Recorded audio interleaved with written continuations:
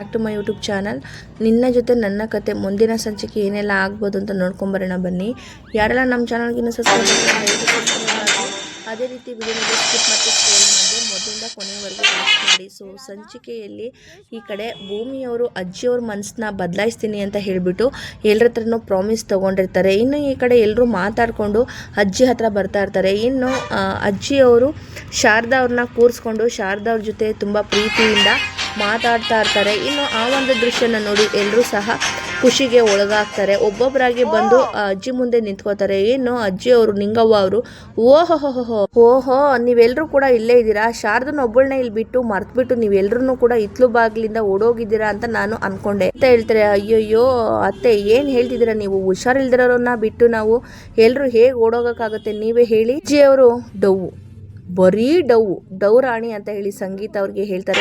ಸಂಗೀತ ಅವರು ಅಯ್ಯೋ ಡವ್ ಅಲ್ಲ ಅತ್ತೆ, ನಾನು ನಿಜಾನೇ ಹೇಳ್ತಿದ್ದೀನಿ ಅಂತಿದ್ದಾಗೆ ಅಜ್ಜಿಯವರು ನೀವೆಲ್ಲರೂ ಕೂಡ ಹೋಗಿದ್ರು ನನ್ ಕ್ಯಾರೆ ಅಂತಾನೆ ಅಂತಿರ್ಲಿಲ್ಲ. ಶಾರದನ್ನ ಮಗಳ ತರ ನೋಡ್ಕೊಂಡು ಆನಂದವಾಗಿ ಇದ್ಬಿಡ್ತಾ ಇದ್ದೆ ಅಂತಿದ್ದಾಗೆ ಸಂಗೀತ ಅವರು ಭೂಮಿ ಮುಖನ ನೋಡ್ತಾರೆ. ಅಜ್ಜಿ ಈ ರೀತಿ ಒಂದು ಮಾತನ್ನ ಈ ಕಡೆ ಭೂಮಿಯವರು ನಾನು ಹೇಳಿದ್ ಕರೆಕ್ಟ್ ಅಲ್ವಾ ಅಂತಿದ್ದಾಗೆ ಅಕ್ಕಪಕ್ಕ ನಿಂತಿರೋ ಶ್ರವಣ್ ರಾಮ್ ಎಲ್ಲರೂ ಕೂಡ 100% ಕರೆಕ್ಟ್ ಅಂತ ಹೇಳ್ತಾರೆ. ಏನದು ಗುಸ್ಗುಸು ಅಂತಿದ್ದಾಗೆ ಶ್ರವಣ್ ಅವರು ಏನಿಲ್ಲ ಅತ್ತೆ, ರಾಮನವಮಿ ಮುಗಿಯೋವರೆಗೂ ನಾವೆಲ್ಲರೂ ಕೂಡ ನಿಮ್ ಜೊತೆ ಇದ್ದು ನಿಮ್ ಸೇವೆ ಮಾಡ್ಕೊಂಡು ಇರ್ತೀವಿ ಅಂತ ಹೇಳಿ ಮಾತಾಡ್ಕೊತಾ ಇದ್ವಿ ಅಷ್ಟೇ. ಅದು ರಾಮನವಮಿ ಮುಗಿಯೋ ತನಕ ಯಾರೋ ಜಾತಕದವ್ರನ್ನ ಇಟ್ಕೊಂಡು ನಂದ ಯಾರೋ ಶಾಸ್ತ್ರದ ಹತ್ರ ಹೋಗಿದ್ದೀನಿ. ಒಮ್ಮೆ ಅಷ್ಟರಲ್ಲಿ ನಿಂಗವ್ವ ಗೊಟಕ್ ಅಂದ್ಬಿಡ್ತಾಳೆ, ಒಂದೇ ಸರಿ ಆಸ್ತಿನ ಭಾಗ ಮಾಡ್ಕೊಂಡು ಹಂಚ್ಕೊಂಡು ತಿಥಿ ಊಟನ ತಿನ್ಕೊಂಡು ಹೋಗ್ಬಿಡಿ ಅಂತ ಅವ್ನು ಹೇಳಿದನಲ್ವಾ. ವಿಷಯ ಎಲ್ಲರೂ ಕೂಡ ನೆನಪಲ್ಲಿ ಇಟ್ಕೊಂಡ್ಬಿಡಿ, ನಿಂಗವ್ವ ಸೆಂಚುರಿನ ಹೊಡೆದೆ ಈ ಭೂಮಿನ ಬಿಟ್ಟು ಕದಲೋದಿಲ್ಲ. ಅವರು ನಿಮ್ಮ ಮಾತು ನಿಜ ಆಗ್ಲಿ ಅಮ್ಮ, ನಮ್ಮ ಬೈಕೇನೋ ಅದೇ. ಇನ್ನು ಅಜ್ಜಿ ಅವರು ರಾಮನವಮಿಗೆ ಇರ್ತೀನಿ ಅಂತ ಹೇಳಿದಾಗ ಒಪ್ಕೋತಾರೆ.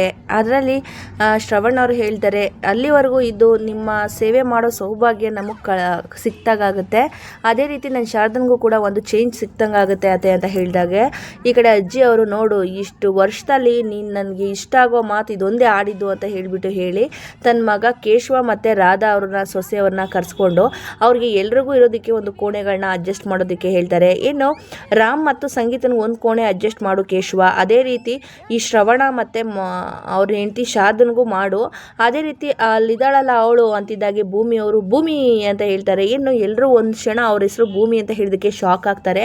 ಇನ್ನು ಮಾತನ್ನ ಮರ್ಸ್ಬೇಕು ಅಂತ ಹೇಳ್ಬಿಟ್ಟು ಭೂಮಿಯವರು ಅಜ್ಜಿ ಕಾಲನ್ನ ಒತ್ತುತ್ತಾ, ಅಜ್ಜಿ ನಿಮ್ದಿಷ್ಟು ಒಳ್ಳೆ ಮನಸ್ಸು, ಭೂಮಿ ತಾಯಿ ಥರನೇ ಅಂತ ಹೇಳೋದಿಕ್ಕೆ ಬಂದೆ ಅಂತ ಹೇಳ್ತಾರೆ. ಇನ್ನು ಅದಕ್ಕೆ ನೀನು ಜಾಸ್ತಿ ನನಗೆ ಸ್ವೀಟ್ ತಿನ್ನಿಸ್ಬೇಡ, ನಿನ್ನ ಮಾತು ತುಂಬ ಸ್ವೀಟ್ ಆಗಿದೆ ಅಂತ ಹೇಳ್ತಾರೆ. ಇನ್ನು ಭೂಮಿಯವರು ಎದ್ದು ನಿಂತ್ಕೋತಾರೆ. ಕೇಶವ ಅವರಿಗೆ ಶ್ರವಣ್ಣು ಮತ್ತು ಶಾರದಾ ಹಾಗೆ ಅಂತಿದ್ದಾಗೆ ಮನಸ್ವಿನಿ ಅಂತ ಹೇಳಿ ಭೂಮಿಯವರೇ ಹೇಳ್ತಾರೆ, ಇವ್ರಿಗೂ ಕೂಡ ಒಂದು ರೂಮ್ನ ಅಡ್ಜಸ್ಟ್ ಮಾಡು, ಮತ್ತು ಅದೇ ರೀತಿ ಆ ಡಾಕ್ಟರ್ ಅಪ್ಪನಿಗೂ ಒಂದು ಕೋಣೆನ ಸಿದ್ಧ ಮಾಡಿಕೊಡು ಅಂತ ಹೇಳ್ತಾರೆ. ಅಲ್ಲೇ ಇರೋಂತಹ ಅಂಜು ಅವರು ನನಗೆ ಅಂತ ಹೇಳ್ತಿದ್ದಾಗೆ ಅಜ್ಜಿ ಹೇಳ್ತಾರೆ, ಇಷ್ಟು ದೊಡ್ಡ ಮನೆ ಇದೆ, ಎಲ್ಲಾದರೂ ಒಂದು ಮೂಲದಲ್ಲಿ ಬಿತ್ಕೋ ಹೋಗು ಅಂತ ಹೇಳ್ಬಿಟ್ಟು ರಾಧಾ ಅವ್ರಿಗೆ ರಾತ್ರಿಗೆ ಅಡುಗೆ ಏನು ಮಾಡ್ತೀರಾ ಅಂತ ಕೇಳಿದಾಗ ಎಲ್ರಿಗೂ ಒಂದೊಂದು, ಅಜ್ಜಿ ನಿಮಗೆ ಅತ್ತೆ ನಿಮಗೆ ಉಪ್ಸಾರು ಮುದ್ದೆ ಹಲಸಿನಕಾಯಿ ಪಲ್ಯ ಮಾಡಿಕೊಡ್ತೀನಿ, ಇನ್ನು ಭಾವನ ಮನೆ ಕಡೆಯವರಿಗೆ ಅನ್ನ ಸಾಂಬಾರ್ 2 ಥರ ಪಲ್ಯ ಮತ್ತು ಹಪ್ಳ ಸಂಡಿಗೆನೋ ಕರೆದ್ಬಿಡ್ತೀನಿ ಅಂತಿದ್ದಾಗೆ ನೆನೆ ಕರೆದ್ಬಿಟ್ಟು ನಾಯಿಗೆ ಇಟ್ಬಿಡು ತಿನ್ಕೊಂಡು ಹೋಗ್ತವೆ ಚಪ್ಪರಿಸ್ಕೊಂಡು ಅಂತ ಅಜ್ಜಿ ಬೈತಾರೆ. ಇನ್ನು ರಾಧಾ ಅವ್ರು ನಿಂತಲ್ಲೇ ಅಜ್ಜಿಗೆ ಆವಾಜ್ ಹಾಕೋತಾರ ಒಂದು ಕನಸು ಕೂಡ ಕಾಣ್ತಿರ್ತಾರೆ. ಅವ್ರನ್ನ ನೋಡಿದಂಥ ಅಜ್ಜಿ ಅವರು ಏನೇ ರಾಧಾ ನನ್ನನ್ನು ಬೈಕೊಳೋ ಹಾಗೆ ಕನ್ಸ್ಕೊಂಡ ಅಂತ ಕೇಳ್ತಿದ್ದಾಗೆ ಅಯ್ಯೋಯ್ಯೋ ಇಲ್ಲ ಅತ್ತೆ ಅಂತ ಹೇಳ್ತಾರೆ. ಇನ್ನು ಈ ಕಡೆ ಅದೇನಂತ ಸಿಕ್ಬಿಟ್ರೆ ನನಗೆ ಸೊಸೆದಿರು ಬಾಯಿನ ಚಪ್ಪರಿಸ್ಕೊಂಡು ತಿನ್ನೋ ಹಾಗೆ ಒಬ್ರಿಗೂ ಅಡುಗೆ ಮಾಡೋದಕ್ಕೆ ಬರಲ್ಲ ಅಂತಿದ್ದಾಗೆ ಸಂಗೀತ ಅವರು ಅತ್ತೆ ಇವತ್ತು ನಾನು ಅಡುಗೆ ಮಾಡ್ತೀನಿ ಅಂತ ಹೇಳ್ತಾರೆ. ಇನ್ನು ಸಂಗೀತ ಜೊತೆಗೆ ರಾಧಾ ಅವ್ರು ನಾನು ಸಹಾಯ ಮಾಡ್ಕೊಡ್ತೀನಿ ಅಂತ ಹೇಳ್ತಾರೆ.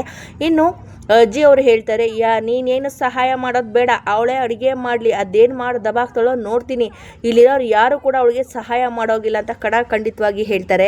ಇನ್ನು ಈ ಕಡೆ ರಾಮ್ ತಮ್ಮ ಆದಂತಹ ಕೇಶವ ಮತ್ತು ಅವ್ರ ಹೆಂಡತಿ ಆದಂತಹ ರಾಧಾ ಅವರು ಕೂತ್ಕೊಂಡು ಅಳ್ತಾ ಇರ್ತಾರೆ. ಕೇಶವ ಅವರು ಒಳಗಡೆ ಹೋಗಾದ್ಮೇಲೆ ಈ ಕಡೆ ರಾಧಾ ಅಳ್ತಾ ಇದ್ರು ನೋಡಿ, ಯಾಕೆ ರಾಧಾ ಅಳ್ತಾ ಇದ್ದೆ ಅಂತ ಕೇಳಿದಾಗ ರಾಧಾ ಅವರು ನೋಡ್ರಿ ಇಷ್ಟು ದಿನ ನನಗೆ 4 ಗೋಡೆಗಳ ಮಧ್ಯೆ ನಿಮ್ಮಮ್ಮ ಅವಮಾನ ಮಾಡ್ತಾಯಿದ್ರು, ಆದರೆ ಈಗ 4 ಜನಗಳ ಮುಂದೆ ಅವಮಾನ ಮಾಡ್ತಾ ಇದ್ದಾರೆ.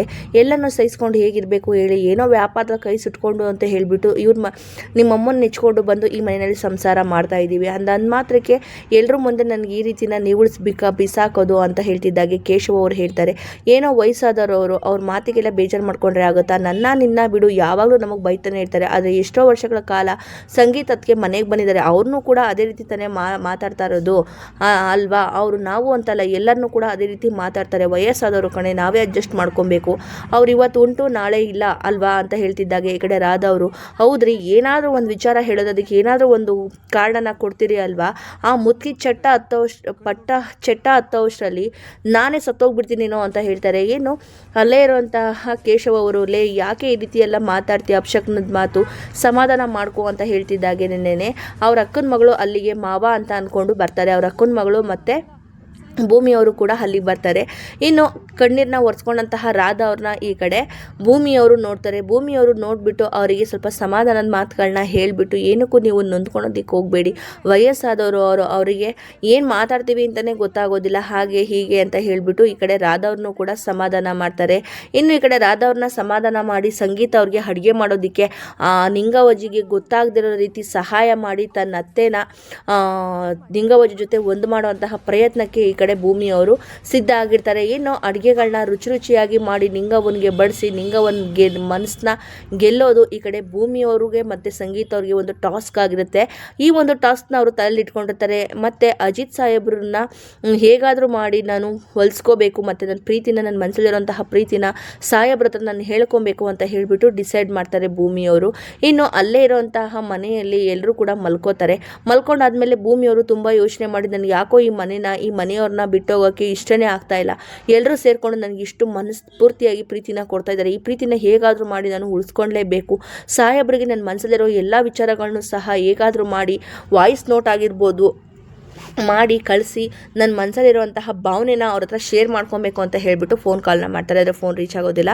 ಹಾಗಾಗಿ ಅವ್ರು ಏನಂತ ಅನ್ಕೋತಾರೆ, ಅಟ್ಲೀಸ್ಟ್ ನಾನು ವಾಟ್ಸಪ್ಪಲ್ಲಿ ಒಂದು ನೋಟ್ ಆದರೂ, ವಾಯ್ಸ್ ನೋಟ್ ಆದರೂ ಕಳಿಸಿದ್ರೆ ಸಾಹೇಬ್ರು ಫ್ರೀ ಆದಾಗ ಆ ಒಂದು ವಾಯ್ಸ್ ನೋಟ್ನ ನೋಡಿ ಇದು ಮಾಡ್ಕೋತಾರೆ, ನನ್ನ ಮನಸ್ಸಿನ ಮಾತನ್ನ ಅವ್ರಿಗೆ ತಿಳಿಸ್ಬೇಕು ಅಂತ ಹೇಳಿಬಿಟ್ಟು ತನ್ನ ಫೋನ್ನ ತೊಗೊಂಡು ಅಲ್ಲೇ ನಿಂತ್ಕೊಂಡು ಭೂಮಿಯವರು ಮನಸ್ಸಿನ ಮಾತನ್ನೆಲ್ಲ ನನ್ನ ವಾಯ್ಸ್ ನೋಟಲ್ಲಿ ಕಳಿಸ್ಬಿಡ್ತೀನಿ, ಸಾಹೇಬ್ರಿಗೆ ಟವರ್ ಸಿಕ್ಕಿ ಈ ಒಂದು ವಾಯ್ಸ್ ನೋಟನ್ನು ನೋಡಿದ್ರೆ ನನ್ನ ಮನಸ್ಸಿನ ಮಾತೆಲ್ಲನೂ ಕೂಡ ಅವರಿಗೆ ಅರ್ಥ ಆಗುತ್ತೆ ಅಂತ ಅಂದ್ಕೊಂಡು ಭೂಮಿಯವರು, ನಮ್ಮ ಒಪ್ಪಂದದ ಗಡುವು ಮುಗಿತಾ ಇದೆ ಸಾಹೇಬ್ರೆ, ಆದರೆ ನಾನು ನಿಮ್ಮನ್ನು ಬಿಟ್ಟು ಹೋಗೋದಕ್ಕೆ ಇಷ್ಟನೇ ಇಲ್ಲ ಸಾಹೇಬ್ರೆ ಅಂತ ಅಂದರೆ, ನಾನು ನಿಮ್ಮನ್ನ ತುಂಬಾನೇ ಪ್ರೀತಿಸ್ತಾ ಇದ್ದೀನಿ ಸಾಹೇಬ್ರೆ, ಐ ಲವ್ ಯು. ಈ ಕಡೆ ಅಂಜನ್ ಅವರು ಹೇಗಾದರೂ ಮಾಡಿ ಮನಸ್ವಿನಿನ ಭೂಮಿ ಅಂತ ಹೇಳಿ ನಿಂಗವಜ್ಜಿಗೆ ತೋರಿಸ್ಬೇಕು, ನಿಂಗವಜ್ಜಿ ಕಡೆಯಿಂದ ಈ ಕಡೆ ಭೂಮಿಯವ್ರ ಮನಸ್ಸಿಗೆ ನೋವಾಗೋ ರೀತಿ ಮಾಡಬೇಕು ಅಂತ ಹೇಳಿ ಯೋಚನೆ ಮಾಡಿಬಿಟ್ಟು ತನ್ನ ಫೋನ್ನ ತಗೊಂಡು ಮನೆಯಿಂದ ಹೊರಗಡೆ ಬಂದ್ಬಿಟ್ಟು ಅವ್ರ ತಾಯಿಯಾದಂತಹ ದೇವಯ್ಯನಿಗೆ ಕಾಲ್ ಮಾಡ್ತಾರೆ. ಕಾಲ್ ಮಾಡಿಬಿಟ್ಟು ಅಲ್ಲಿ ನಡೆದಿರೋ ಒಂದೊಂದು ಕ್ಷಣನೂ ಕೂಡ ತನ್ನ ತಾಯಿ ಹತ್ರ ವಿವರಿಸ್ಬಿಟ್ಟು, ನೋಡು ಮಾಮ್, ಇಲ್ಲಿ ನಿಂಗವನ್ ಜೊತೆ ಈ ಮನೆಯವ್ರು ಎಲ್ಲರನ್ನೂ ಸೇರಿಕೊಂಡು ಹೈ ಡ್ರಾಮಾನೇ ಕ್ರಿಯೇಟ್ ಮಾಡಿ ಸುಳ್ಳನ್ನ ಹೇಳ್ತಾ ಆ ಭೂಮಿನ ಮನಸ್ವಿನಿ ಅಂತ ಹೇಳಿ ಎಲ್ಲರೂ ಕೂಡ ನಂಬಿಸಿ ಈ ಮನೆಯಲ್ಲಿ ಇರೋದಕ್ಕೆ ಜಾಗನ ಗಿಟ್ಟಿಸ್ಕೊಂಡಿದ್ದಾರೆ. ಇನ್ನು ನೋಡು ಮಾಮ್, ಇವಳೇ ಭೂಮಿ, ಮನಸ್ವಿನಿ ಅಲ್ಲ ಅಂತ ಹೇಳಿ ಆ ನಿಂಗವಜ್ಜಿ ಜೊತೆ ತೋರಿಸೋದಿಕ್ಕೆ ಆದರೂ ಕೂಡ ಒಂದು ಒಳ್ಳೇದು ಪ್ರೂಫ್ ಬೇಕಾಗುತ್ತೆ ಮಾಮ್, ನೀನು ಹೇಗಾದರೂ ಮಾಡಿ ಅವ್ರ ಮದುವೆ ಫೋಟೋನ ನನಗೆ ವಾಟ್ಸಪ್ಪಲ್ಲಿ ಕಳ್ಸೋದಕ್ಕಾಗುತ್ತಾ ಕೇಳ್ತಾರೆ. ಇನ್ನು ತನ್ನ ಮಗಳು ಕಾಲನ್ನ ಕಟ್ ಮಾಡಿದಂತಹ ದೇವಯಾನಿ ಅವರು ಈ ಕಡೆ ಅಜಿತ್ ಭೂಮಿ ಇರುವಂತಹ ರೂಮ್ಗೆ ಹೋಗಿ ಅಜಿತ್ ಮತ್ತು ಭೂಮಿ ಅವ್ರ ಫೋಟೋನ ತಗೊಂಡು ಅಂಜುಗೆ ವಾಟ್ಸಪ್ ಮಾಡ್ತಾರೆ. ಇನ್ನು ಭೂಮಿಯವರು ತನ್ನ ಪ್ರೀತಿ ವಿಚಾರನ ವಾಯ್ಸ್ ನೋಟಲ್ಲಿ ಕಳಿಸಿರ್ತಾರೆ. ಆದರೆ ಈ ಕಡೆ ಅಜಿತ್ ಅವರು ರಿಪ್ಲೈ ಮಾಡಲ್ಲ ಅನ್ನೋದು ಸಸ್ಪೆನ್ಸಿವ್ ಆಗಿರುತ್ತೆ.